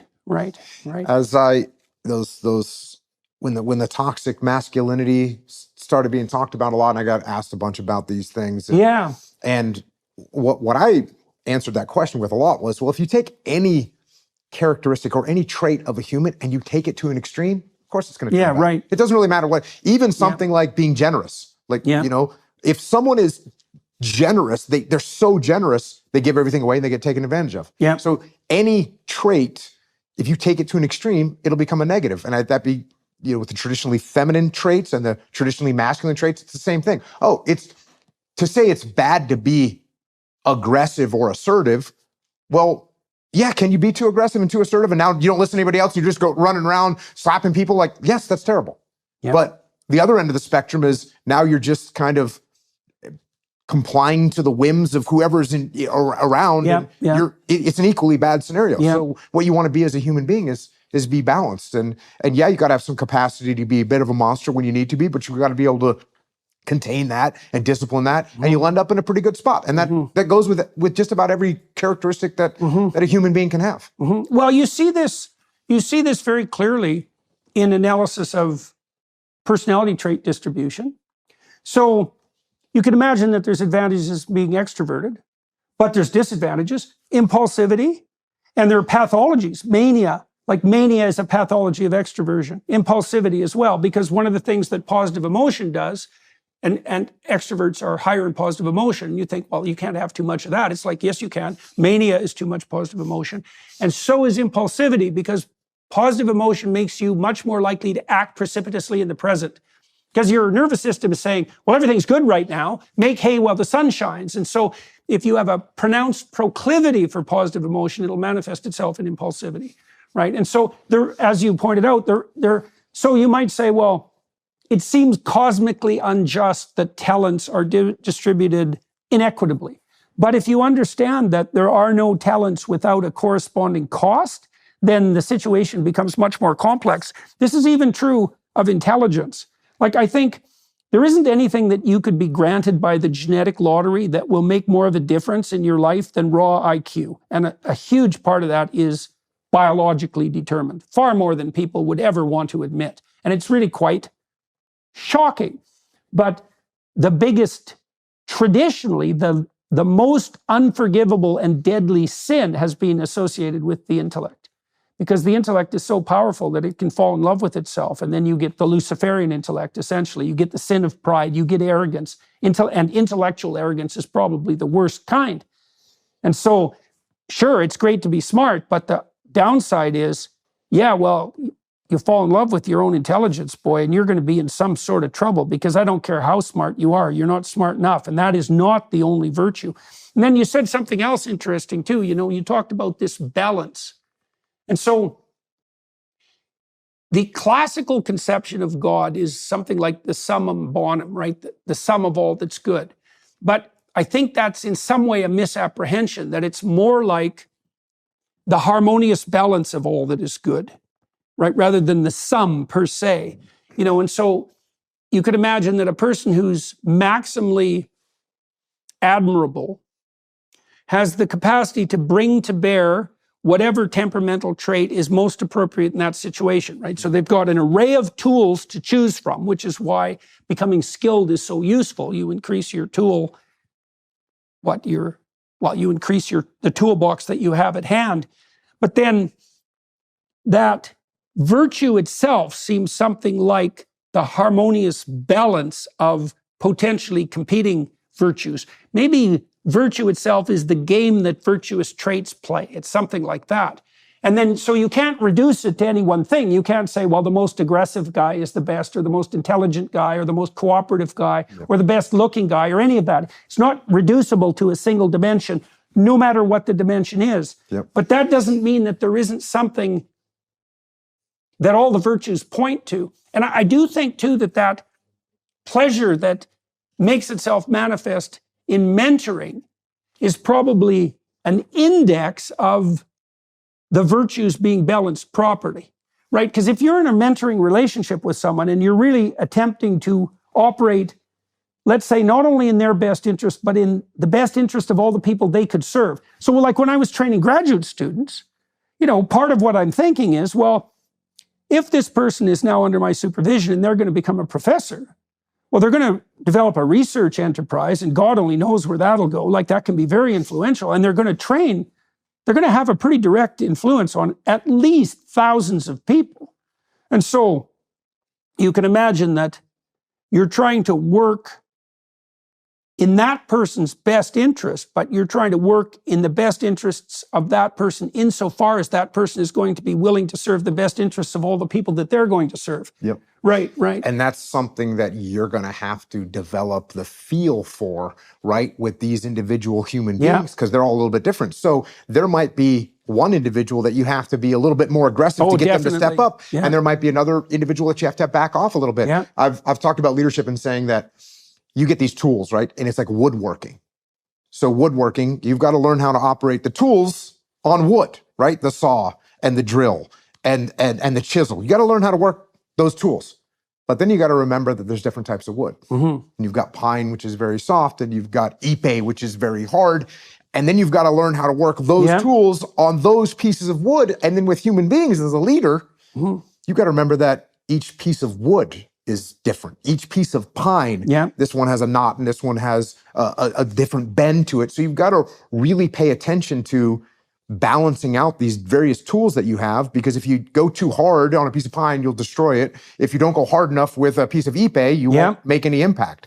So what you're talking about, very true. And this is what makes leadership and just human interaction so difficult, because everyone is a little bit different. Everyone is unique. And you still have the same tools. It's not something that I can't train you. Say, well, every piece of wood is different, so therefore you just can't, it's just unmanageable.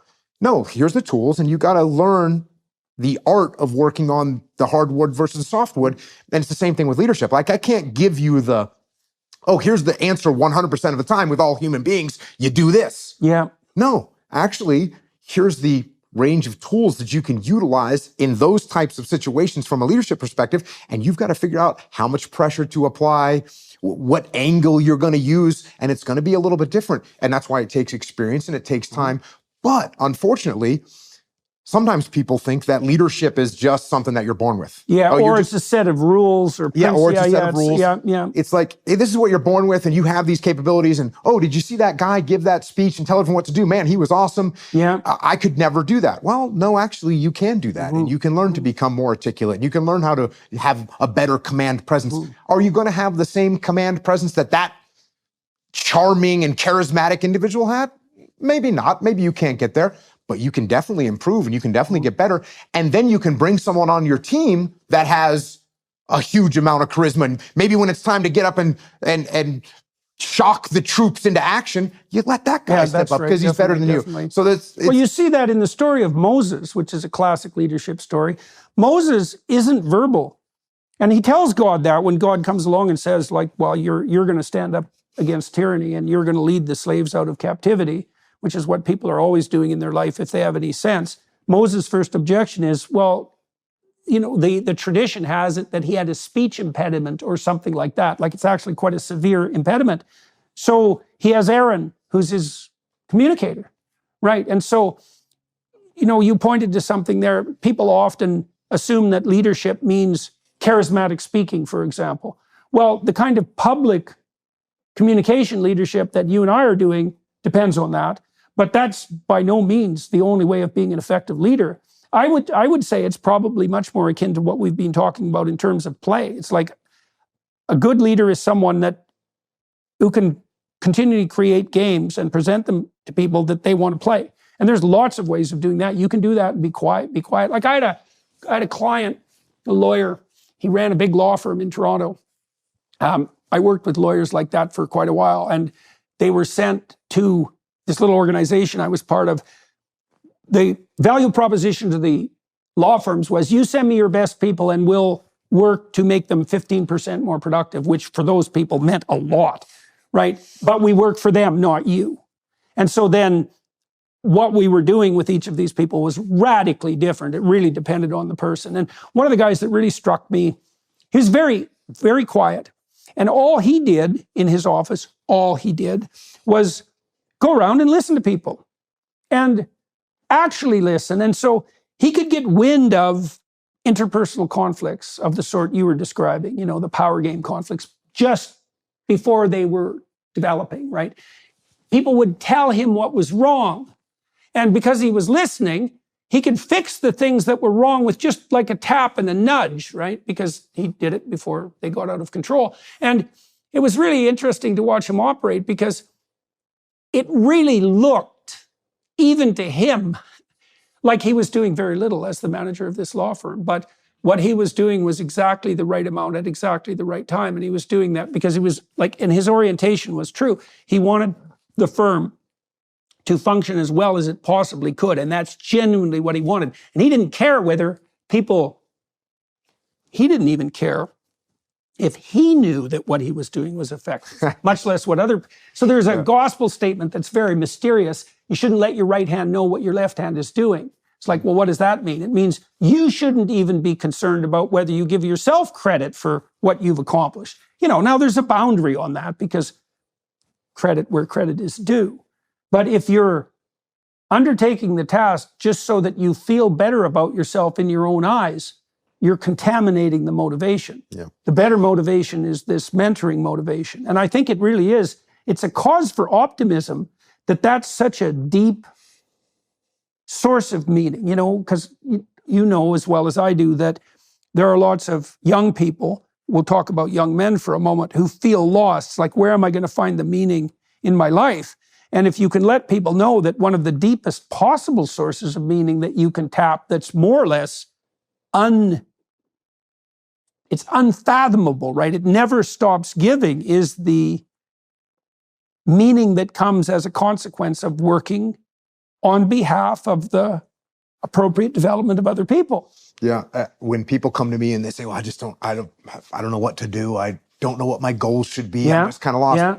I always tell them, go help other people. Right. Go help other people. Right. Like, you'll find some direction. I don't care if you go down to a soup kitchen or you go to a boys club where their kids need mentoring or they need someone to teach them how to throw a baseball or whatever the case may be. Whatever you can do, you go and help people. Yep. And you're gonna find some direction really quickly. Yep. When you realize that you're just a little bit ahead of them in life. Yep. And you can give them so much, and that's going to be very powerful. Yeah.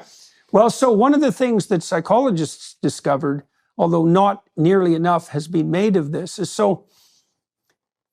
imagine we've discovered the basic dimensions of human temperament: extroversion, positive emotion; neuroticism, negative emotion; agreeableness, so that's like, say, aggression versus cooperation, something like that, with the attendant problems on both ends: conscientiousness, dutifulness, orderliness, industriousness, and creativity. Those are the 5. All right, so let's look at neuroticism: proclivity to feel negative emotion. All the negative emotions clump together. So they have a common core. It's probably something like stop and leave, something like that, right? Because if you're threatened, you should freeze or get the hell out of there. So that's the core reaction around which all the negative emotions are built, and they all associate. Okay. We've been able to do analysis of traits and attitudes that are tightly associated with negative emotion. Self-consciousness is indistinguishable from negative emotion, which means like it's indistinguishable. In fact, in one of the major personality trait measures called the Neo-PIR, one of the early big 5 personality dimensions, self-consciousness is a facet of negative emotion. That's how tight it is. It's the same thing. So what it means is, and this is very germane to your point, if you're thinking about yourself, you're miserable. Those are the same thing. And so then you might say, well, how do you get out of that? And you can't get out of that by not thinking about yourself. That's just going to backfire, right? So if you're anxious and you go to a party and you think, I'm not going to think about myself, and that's all you're thinking about, like you're dead. I used to treat my socially anxious clients, say, go to a party and do everything you can to make other people feel comfortable. So I would explain to them what I just explained to you, but I would say, that doesn't mean you can stop thinking about yourself. It means you can start only thinking about what you can provide to other people. And that was invariably an improvement on the strategy that they had been using. But this is so crucially important, because we are so reciprocal as human beings that you are lost if you only serve your own whims. It doesn't work in the long run. It alienates people. It produces a life that's devoid of meaning. It makes you anxious and isolated. And it makes you self-conscious and miserable. And so it is the case, as we alluded to earlier, that perversely enough, the best possible thing that you can do for yourself, all things considered, over the longest possible run, is to work as hard as you can on behalf of what's best in other people. Yeah, and you and I talked about this the last time. I forget when it was, a couple of years ago, I think, but I was talking, or you asked me what makes a good SEAL, like what makes a good SEAL, and I said, well, doesn't matter. Look, you got to be a good shot, of course. You got to be in good physical condition. All those things are important. You got to have the skill set. But far and away, what makes a good SEAL is someone that puts the team before themselves. That's it. That's the thing. And if you're the best shot, you're the fastest, you're the strongest, but you have yourself above the team, I don't want you in my platoon. And no one wants you in the platoon. That's the way it works. So it's interesting that psychologically, if you're focused on yourself, it's going to cause problems. Either the problem of egocentric arrogance or the problem of like paranoia, or what you just used to describe it? I mean, when someone's just focused on self-consciousness. Self-consciousness. That's the thing that when I see people that are self-conscious, I was like, hey, you know who notices that you have a zit on your cheek right now? You. No one else cares. No one else cares. No one's, it doesn't matter. When you walk into a room and you feel like you don't have the experience to be in a leadership position, the person that's thinking that is you. It doesn't really matter. Now, if you go in and try and overcompensate for that by saying, listen, I just graduated from college and I really know how to execute this stuff, you're going to get crushed. Because you're trying to make up for the fact that you actually don't know what you're doing. And everyone knows you don't. You just got here. So we know you don't know what you're doing, but we don't really care about it, so we don't see it as no, we just negative. care if you think you know what you're doing more than you actually know. Then it's a problem. Yeah, then that's definitely a problem. And that whole thing about the authoritarian mindset. And I did this series of podcasts about this book called The Psychology of Military Incompetence. And they have these authoritarian people, and when they look at the military, they think they're like, you get that in the police too. Yep, you get it in the police, you get it in law enforcement. You get these people that have that authoritarian mindset. They see what it looks like from the outside, and they think, oh, this is going to be awesome. This is where I belong. And so they go and everyone's going to wear a uniform. They're going to have to call me sir. They're going to have to obey what I say. It's like a dream for them. And in non-combat situations, those people can perform pretty well because we're on the parade field. I need everyone in the same uniform. I'm going to inspect your barracks rooms. I'm going to make sure that you follow my orders as soon as they're given. That's like a beautiful place for that authoritarian mindset, is a non-combat situation. But you put those people in combat, and now all of a sudden, there's literally no rules anymore. There's a very small number of rules. And now you have to deal with, Jordan, who listened to me when we were on the parade field, but now he's scared to death that he's going to die, and he's not listening to me anymore. Now what do I do? How do I handle and he that? has reason to be scared. He has reason to be scared. So you would see, and I got to see this a lot inside the military, the people that had the authoritarian mindset, the closed mindset, they had real problems when you put them into combat situations where there's mayhem and chaos, and they can no longer control it. And they freak out because of that. It's a real problem. Well, like you said, I don't think there's a better definition of chaos than warfare. Like, obviously, that's a place where the rules are suspended.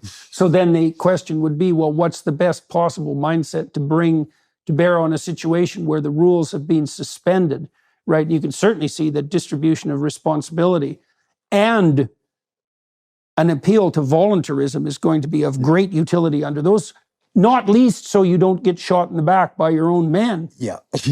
And then the creativity aspect, right? Because all of a sudden there's no rules, or there's very limited amount of rules.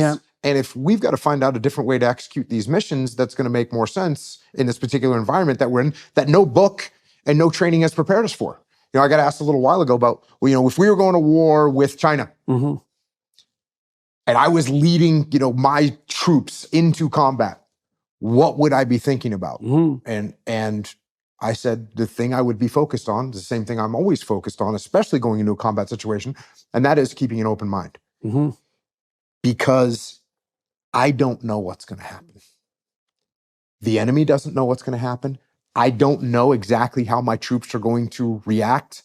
I don't even know how I'm going to react. Mhm. And if I get a fixed mindset where I'm saying, this is what we're going to do and this is how it's going to be, as soon as that combat starts, that you can throw that thing out the window. Yeah. And now if I have a closed mind, I fall apart. If I have an open mind, I look around and say, okay, I see some adaptations we can make right now. Here's what we need to do. Here's some adjustments we can make.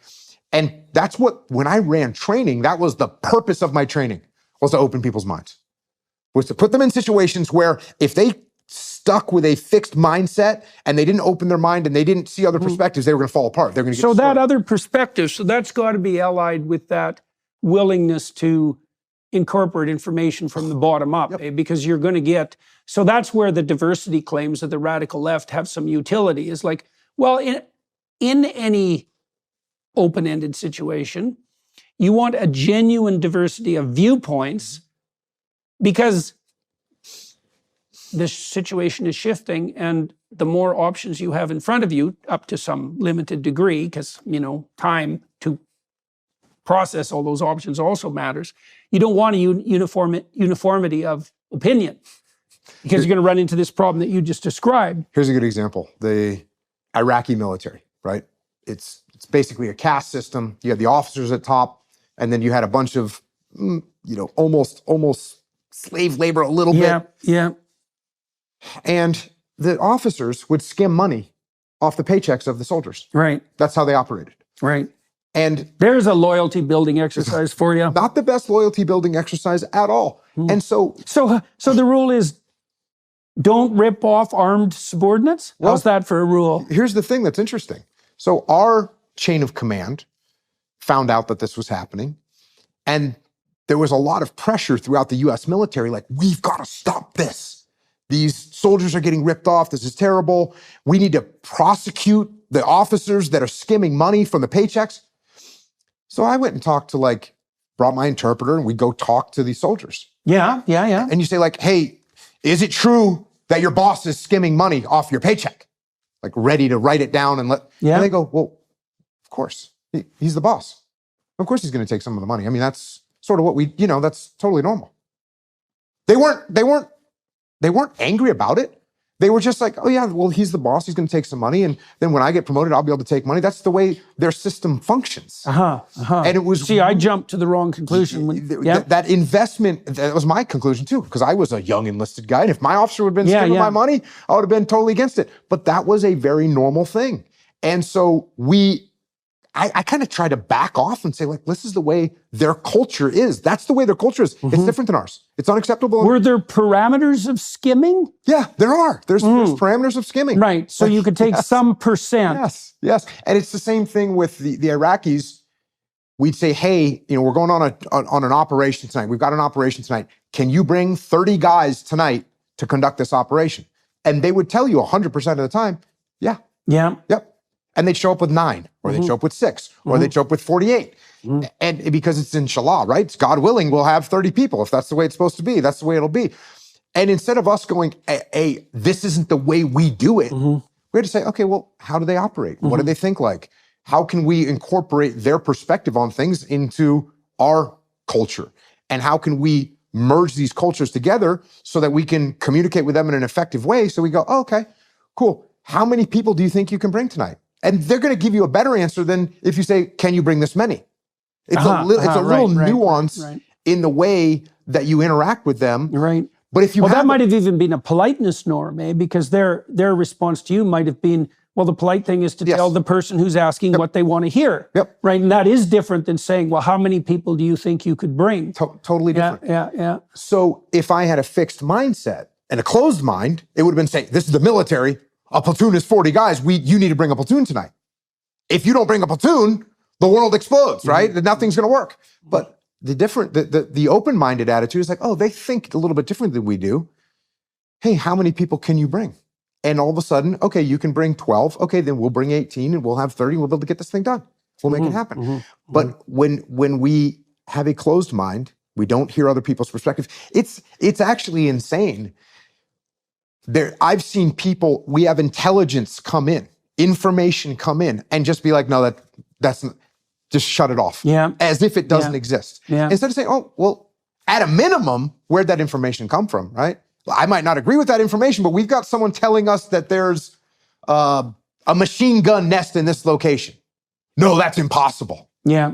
I've heard people say those People do that in their own marriages all the time. Yeah, it's totally ridiculous. So to put your ego in check and say, oh, that person might understand, or this intelligence may come from a place, something that I don't understand or I don't know about. Let me open my mind and at least ask some questions about it. And we're seeing this in the political world right now, right? The divisiveness in the country is like, oh, I'm right, you're wrong. Therefore, everything that you say, I don't listen to anything that you say.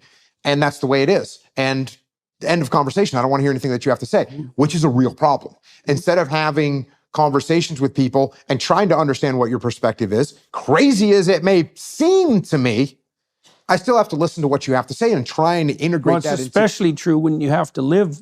I was on Bill Maher's show at one point, and it was me and a bunch of people who were, at least under the current circumstances, more liberal than me.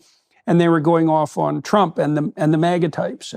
And I brought the conversation to a halt by asking them how that attitude, essentially of contempt that they brought to bear on the situation, was going to serve them, given that that was 50% of the population and they're going to have to live with them, right? And so this ARC thing that we put together in London, the Alliance for Responsible Citizenship, one of the rules that we're attempting to implement, we're afraid that any enterprise that's international visionary, let's say, will have a proclivity to turn into something authoritarian in like no time flat. You could make a cool movie about that. Yeah, well, right? no kidding. The ARC goes wild. Well, no kidding. Absolutely. One of our principles is that any policy that you have to implement by manipulation or force is at minimum suboptimal, right? That you need voluntary buy-in. And that's something like consent of the governed. But I also think that it's more just a counsel of wisdom, because it's a lot easier to lead people where they want to go. And it's really incumbent, it's kind of a definition of leadership, is that you have to find out where people want to go. And you should assume that maybe they have the reasons for the decisions that they made. And then you can help them strategize about how that might be undertaken and what their respective roles might be. It's very useful as well not to give them something that's important to do, but to encourage them to take on something important to do and then to back the hell off so they can do it, right? No better tool in leadership than giving people ownership of what they're doing. The classic in the military is, I don't say, hey, Jordan, here's the mission. Here's the people I want you to take. Here's the weapons I want you to use. Here's the vehicles I want you to bring. Here's how I want you to assault the building. Yeah. Here's the time I want you to hit the target. Here's the time I want you to, the route I want you to take to get back here. Yeah. And here's what time I want you to do the debrief. Yeah. So take ownership of that and go execute. That doesn't work. Yeah. What we want to do in a decentralized organization is say, hey, Jordan, here's the target you got to hit tonight. Right. Yeah. Go figure out how you want to do it. Yeah. And if you're a good leader, then you turn to your team and you say, hey guys, here's the target we got to hit tonight. How can we do this? How do you think we should do this? Yeah. And all of a sudden you have ownership over this. And how do you negotiate agreement on the original target? Well, that's the thing is, if you say to me, hey Jocko, why do you want to hit that target? Yeah. I should be able to say, well, we found out that that's the node that's been making explosive devices that's been hitting all of our bases. Yeah, here's our prioritization rationale. You say, cool, got it. Yeah. Occasionally, and I can't be afraid of this, occasionally you say, hey, Jocko, why are we hitting that target? And I say, I'm not sure. Right, that's not good. That's not good at all. In fact, that's to me, you know what, let me go find out. Right, definitely. And also occasionally, I might say, well, we want to hit the target because we've been getting bombed and we want that to stop. And this is the node that's been making these explosives. And you might say to me, hey, the road that you want us to go down to hit this target has had roadside bombs on it every day, and there's no other entry in there. I don't think we should do this. Mm-hmm. And then what should I say? I should say, oh, I did not know that. Right. And then it's up the chain of command. How can we find another way to prosecute this target? And because I listened to you, now when I come back and say, hey, actually, we did some analysis, We are going to get you some helicopters. You're not going to have to drive down the road. Here's the new tools you have. And you say, great. And so we move forward down the path, not by me dictating to you and not by you protesting and calling me an idiot, but by us having a relationship and working together to figure out the best solution to the problem. You can never be afraid as a leader to not know the answer, to say like, well, I'm actually not sure about that. Let me find out. People are scared of that. People are scared of when someone on their team raises their hand and says, hey, boss, why are we doing this? A lot of times their response is because I told you to. Yeah, right. We say that to our kids, which is a terrible answer even for your kids.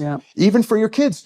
The answer should be, well, let me explain it to you. And by the way, clean your room. Why?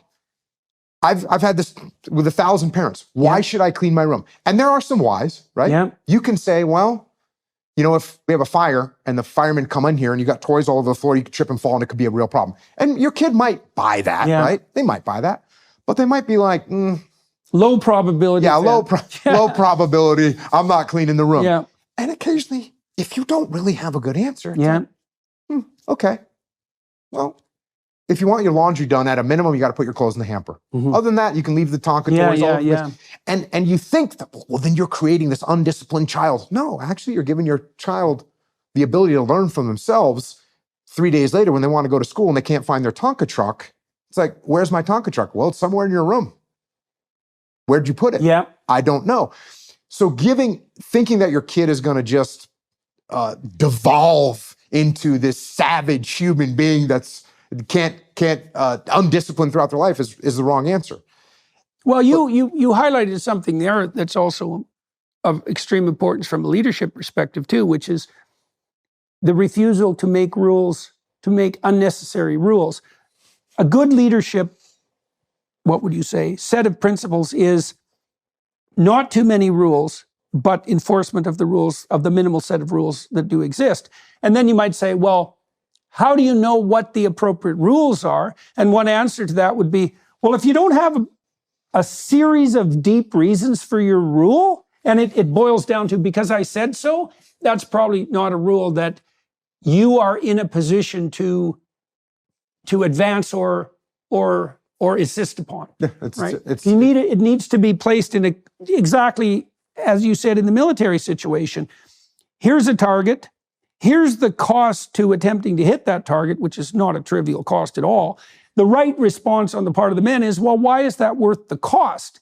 And so they're going to reflect that back to you. Unless you have enough reasons behind that strategy to eliminate their concerns, at least compared to any other plan they might come up with, their appropriate response in some ways is to they're certainly not going to be enthusiastic about the mission. They're certainly not going to think, well, this clearly needs to be done. And there's situations in Vietnam War is a great time to talk about this, because there are situations where I said, Jordan, you got to go execute this. And you said, why? And I said, well, because it's coming from higher ups. And you go, okay, boss, got it. And you take your patrol 100 meters outside the wire, you sit in the bushes for 6 hours, you come back and you say, yeah, boss, we tried. We didn't see anything out there. But you didn't execute anything that you were supposed to execute. Right. Definitely. So understanding why you're doing what you're doing, absolutely critical. And from a governmental perspective. Well, those explanations also give people the option to think on their feet when they're actually in the complex situation. Because if you've provided them with 5 rationales for this target and then things go astray, they still have those 5 rationales to build new targets out of, right? So that's why they need to be informed. And being able to admit when you're wrong about something and being able to say, you know, the last target we hit that you pushed back against and I told you just do it, you were right and I was wrong. We shouldn't hit that target. That's okay. And you don't see this from politicians at all. You don't ever hear a politician say, yeah, you know, what I was thinking at the time was wrong, and here's my adjustment, and here's what I want to do moving forward. It was kind of ridiculous during COVID, the way those things just piled up. That's for sure. It was ridiculous. Well, that's, part of that, I would say, and maybe we should close with this, part of that was likely the fact that there was a decision made very early on that it was okay to compel people by force. As soon as, I'll tell you, maybe this is a good closing. This is cool. There's a scene in Exodus. I did this Exodus seminar recently, and we're talking about leadership, so this is perfectly appropriate. So Moses is an archetypal leader, right? He's leading people away from tyranny and away from their own slavery, right? And so, and every leader does that. When you're trying to make people autonomous, you're trying to lead them away from their own slavery. When you're trying to help inform them that they shouldn't be using power, you're trying to lead them away from tyranny. Okay, so Moses does a pretty damn good job of this. And he's got his people right to the edge of the promised land. And this has taken 40 years, right? It's taken his whole bloody life, right? And so they're still in the desert. They're lost. They're wandering. They're still in the desert, but the promised land is at hand. And they're out of water. And so the Israelites start bitching and whining about this. They come to Moses, and Moses, they say, go talk to God because you're in with him. And God says, ask these rocks to deliver water for your people, and they'll deliver water. And so Moses listens, but then when he goes to the rocks, he hits them with his staff. He uses authority, he uses power twice, bang, bang, right? When he was told to ask. And so the rocks deliver water, and the Israelites are no longer parched. But God punishes Moses by telling him that he will now die before he enters the promised land. And so it's an extremely interesting twist. It's a very short part of the story, eh? But Moses, throughout his leadership career, uses excessive force a number of times. It's his weakness. And it's despite the fact that he sacrifices for 40 years and is probably the most effective leader in the entire Old Testament corpus, he's stopped from attaining his highest goal because he relies on force. Right? Yep. Right. I say constantly to lead with the minimum force required. Right, right. This is, of course, a term when you're interacting with a potential prisoner, you want to use the minimal force required to subdue them. Yeah. And it's the same thing as a leader of human beings. You want to lead with the minimum force required. Yeah. Hopefully, in an ideal world, that's nothing. Right. My team knows what to do. They know what the goal is, and they can move there. Hey, occasionally, do you as a leader have to step in and say, hey, everyone, we got to make a change. This is where we're going. Yes, you occasionally have to do that. You want that to be as rare as possible. And what you really want is you want people stepping up and moving because they know the direction that we're heading. Well, that's a great place to end. And so thank you very much. It's always a pleasure talking to you. Always indeed. We were going to cover a lot of topics today that we didn't cover, but I'm very happy that we covered the topics that we did cover. For everybody who's watching and listening, most of you know this already, but I'll point it out anyways. I'm going to continue talking to Jocko for another half an hour on the Daily Wire Plus side. I think I'm going to talk to him about the political situation that surrounds us at the moment in relationship to leadership. We'll talk about Biden, we'll talk about Trump, more from the psychological and philosophical perspective. And so if you want to join us for that, please do. I always think it's useful, at least in principle, to throw some support behind the Daily Wire Plus team. They're doing a good job on the free speech front as far as I'm concerned. And they facilitate these conversations, and that's been very useful to me and hopefully to all of you as well. So thank you, Jocko. Very good to see you again. To everybody watching and listening, thank you for your time and attention. The Daily Wire Plus people and the film crew here, thanks for your help.